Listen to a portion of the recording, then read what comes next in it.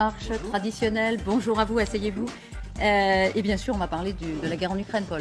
Exactement, merci beaucoup d'être là. 2 jours après la polémique du missile en Pologne, l'Ukraine est encore frappée aujourd'hui à Dnipro, à Odessa, à Kiev. Ce sont des infrastructures énergétiques qui sont touchées, alors qu'au moment où je vous parle, les premières neiges tombent à Kiev. Comment vous analysez les tristes images de ce matin, vous, en tant qu'expert militaire? On dirait simplement que la guerre, c'est ça, et que ça a mis beaucoup de temps à venir. Alors, bien sûr, on analyse très souvent ces frappes comme des vengeances, après le retrait de Kherson, après l'attaque sur le pont de Kerch, etc. À chaque fois, il y a eu des frappes massives. Mais on peut le regarder d'une façon plus large, en disant que quand on veut mettre un pays à genoux, on le désorganise. Et pour le désorganiser, il n'y a rien de mieux que de frapper ce qui est l'essence même de son fonctionnement, c'est-à-dire l'énergie, l'eau, l'alimentation. Les Russes se sont concentrés maintenant à cette tâche-là, parce qu'ils n'étaient certainement pas prêts avant. Vous avez vu qu'ils n'étaient pas prêts à une guerre longue, ils ont cru que ça allait se passer en quelques jours. Donc même tout leur système, qui est un système extrêmement lourd et difficile de désignation d'objectifs, de mise en place de centaines de missiles, de centaines de milliers de missiles même, puisqu'ils en ont certainement utilisé près de 3000 maintenant, ça demande un temps long. Et il est vraisemblable qu'ils n'étaient pas prêts à faire cette guerre-là. Maintenant, ils sont, avec le temps que l'on connaît chez les Russes, ils sont dans la guerre du temps long, ils sont dans la vraie guerre. Et on a souvent dit que c'était pour casser le moral des populations, ça y contribue.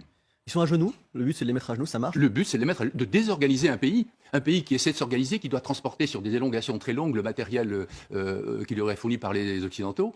Et donc quand vous frappez les gares, quand vous frappez les dépôts, quand vous frappez toute cette logistique, quand vous frappez même les usines d'armement, parce que lorsqu'il n'y a plus d'énergie, les ateliers, les industries ukrainiennes ne fonctionnent plus. Donc maintenant, nous voyons les Russes en état de mener une guerre qu'ils savent mener. Mais ils ont mis On un dit temps une fou guerre des faibles parfois. parce qu'ils n'étaient pas prêts. Comment? On dit parfois que c'est la guerre des faibles.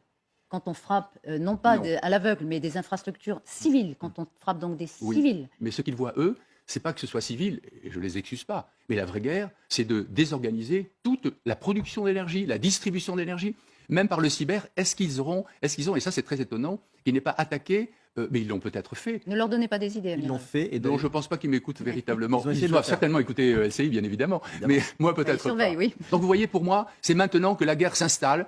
Sirovikin a dit, bon, on essaie de bloquer pendant l'hiver, on s'est retiré de Kherson, et donc voilà, eux, ils font une vraie guerre. On se bloque sur l'Est, et on tape et on désorganise le pays. Quel enseignement vous tirez de la crise du missile tombé en Pologne hier? Est-ce que le président Zelensky n'a pas parlé beaucoup trop vite? Alors écoutez, pour moi, c'est la première faute de communication de Zelensky. C'est très étonnant. Mais une faute de communication, elle est volontaire. Elle est volontaire, donc quand on entend d'un côté le général Mark Milley, qui est le chef d'état-major interarmée américain, qui dit « Je ne vois pas les Ukrainiens reprendre la totalité des territoires, c'est-à-dire Ukraine, Donbass, etc. » Et de notre côté, Zelensky qui dit « On veut aller jusqu'au bout », on commence à sentir là, à partir du moment où il s'oppose même sur l'interprétation de cette chute de missiles, on commence à sentir là une tension importante. Je pense que ça n'est pas une faute de Zelensky, enfin c'est une faute en général de communication, mais qu'elle est délibérée, et que là, s'opposer à l'analyse américaine, c'est quand même un indice un peu... Elle est délibérée, elle est habile. Je ne sais pas. On va l'écouter 40 Nous verrons la après. question est Nous posée. verrons après. On écoute juste 20 secondes. Voilà ce qu'il disait hier soir, le président Zelensky.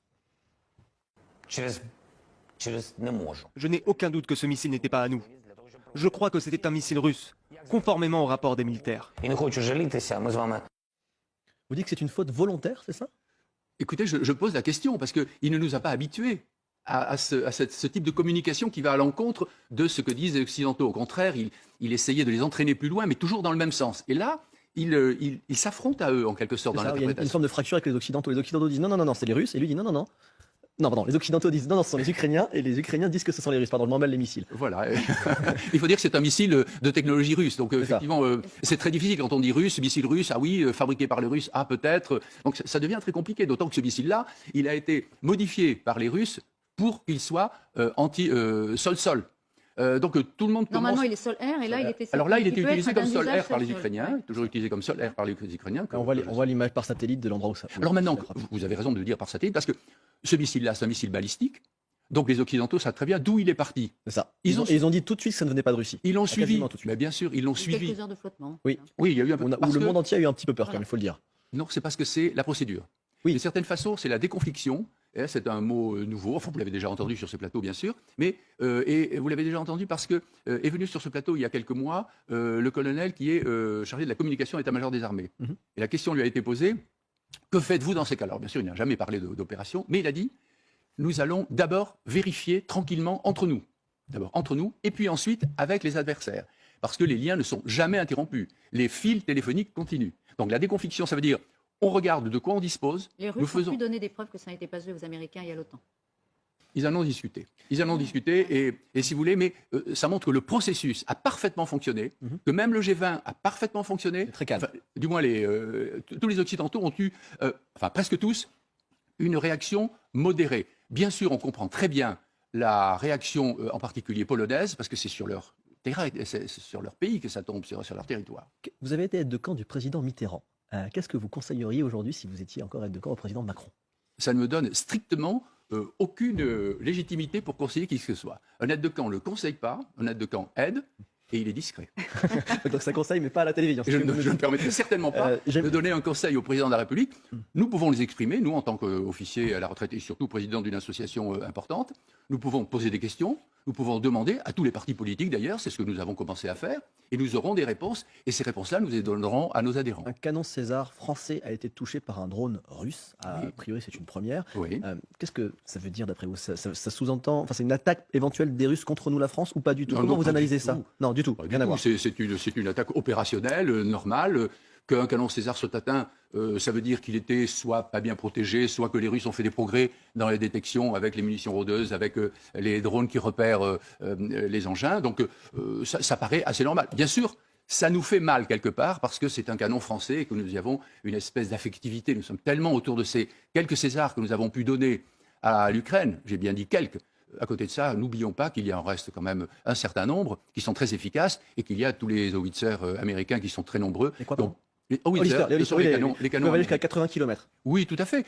Enfin, un peu moins. Mais si vous voulez, c'est pas la HIMARS, hein. Ce sont les canons. Ils sont les mêmes, à peu près l'équivalent des Césars, en moins bien, bien sûr, hein, en moins efficace. Mais toujours est-il que eux ont peut-être déjà été touchés. Simplement, le César, c'est une dimension symbolique. C'est un symbole énorme. Je ne pense pas que la France ait été attaquée à travers ce drone-là. On va utiliser la dernière minute qui nous reste pour parler de l'opération Orion. Opération d'envergure pour des armées résilientes, interopérables, orientées vers la haute intensité et novatrice. Orion. Et Hermès. EMEX, HEMEX. C'est un exercice militaire qui va être énorme au printemps prochain. Plus de 15 000 combattants dans le sud de la France. Oui. À quoi ça sert de jouer à la guerre? Est-ce que la France est menacée sérieusement d'une invasion terrestre? Franchement, on a du mal à l'imaginer à cet instant T. Alors je dirais que dans ce que vous voulez, dans votre question, je supprimerai jouer. C'est pas un jeu, De c'est une jouer simulation. à la guerre. Non, c'est une simulation, c'est une préparation. D'accord. C'est une préparation d'un pays. Un pays se prépare d'un point de vue militaire d'abord, et si possible, politique et de résilience du pays total. Pour l'instant, nous en sommes à une montée en puissance. Il y a quelques années, chaque armée faisait ses exercices dans son coin. On a vu avec l'arrivée de la dernière génération de chefs d'état-major que tout le monde avait bien intégré la capacité non seulement interarmée, parce que quand même nous la pratiquions déjà depuis longtemps, mais aussi importante. Il faut mettre sur pied des exercices très importants pour savoir comment ça fonctionne. C'est pour ça que vous avez là des opérations de protection aérienne, des opérations militaires à terre et des opérations amphibies. Et c'est un moment extrêmement important dans la préparation des armées françaises. Orion, à quelle période, Orion? Printemps prochain. Au printemps prochain. Est-ce qu'au printemps prochain, la guerre sera terminée en Ukraine?